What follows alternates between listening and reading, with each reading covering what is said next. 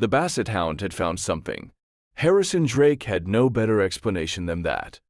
Earl was a 6-year-old Basset Hound, low, heavy, built for sustained olfactory investigation in the way that specific purpose-bred animals were built for things, with the long ears that swept the ground and concentrated ground scent toward the nose and the nose itself, a legendary instrument that he had deployed with total commitment across 6 years of domestic life in the service of discovering dropped food.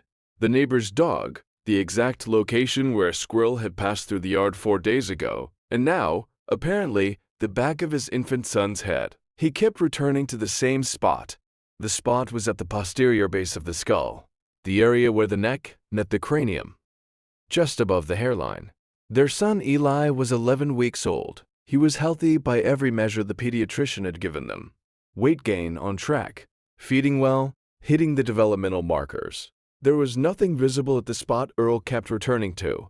No rash, no swelling, no discoloration. There was a slight warmth.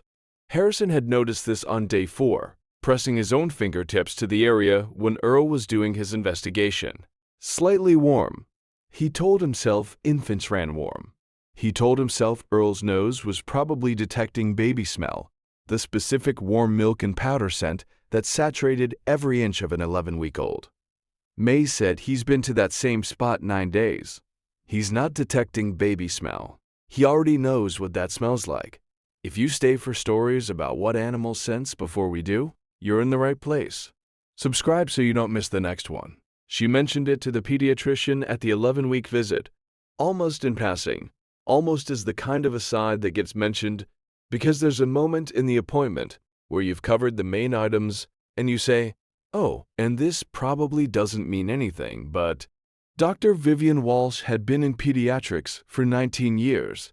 She had the specific quality of a good pediatrician.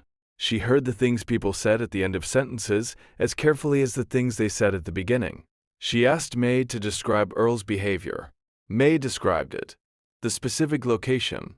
The 9 days. The consistency? Dr. Walsh examined Eli. She did a standard neurological check. She pressed her fingertips to the posterior base of the skull. She palpated. She did this slowly.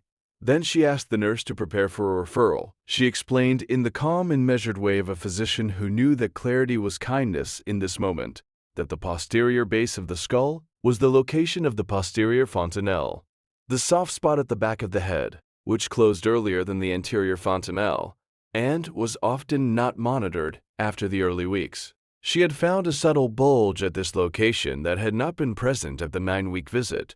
Combined with the slight warmth at the site, she wanted a pediatric neurology assessment. She said the word assessment, not the other words, but she ordered the imaging that afternoon. Has your dog ever done something you couldn't explain until it was the only thing that made sense? Tell us in the comments.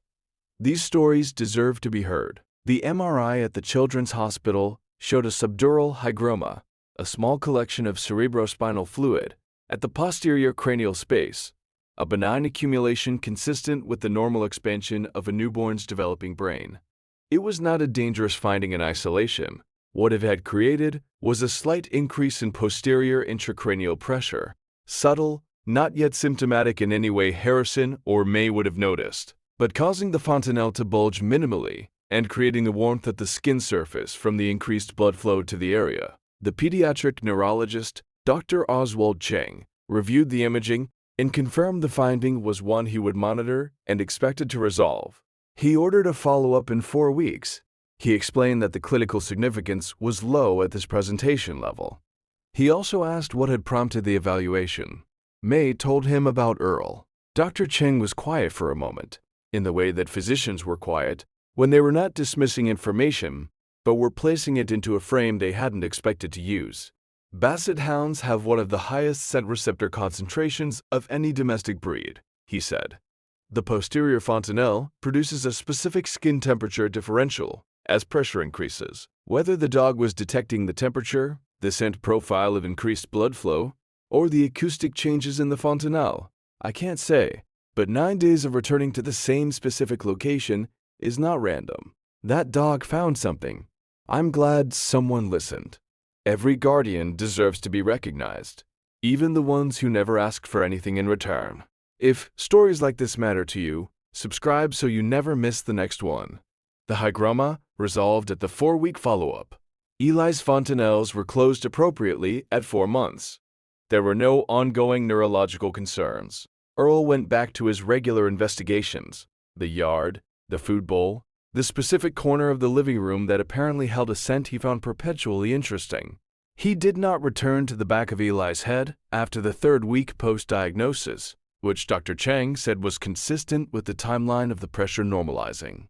Harrison sat on the floor one evening with Earl pressed against his legs, the dog's long ears draped on his knee, and thought about the 9 days. About the aside at the end of the appointment, about the specific location.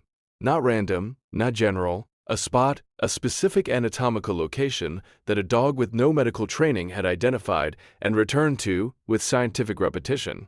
He had no theory for how. He had the data. The next story is about a dog who knew something about a parent's health before any test confirmed it, and who found a way to say so. Subscribe so you're there when it posts.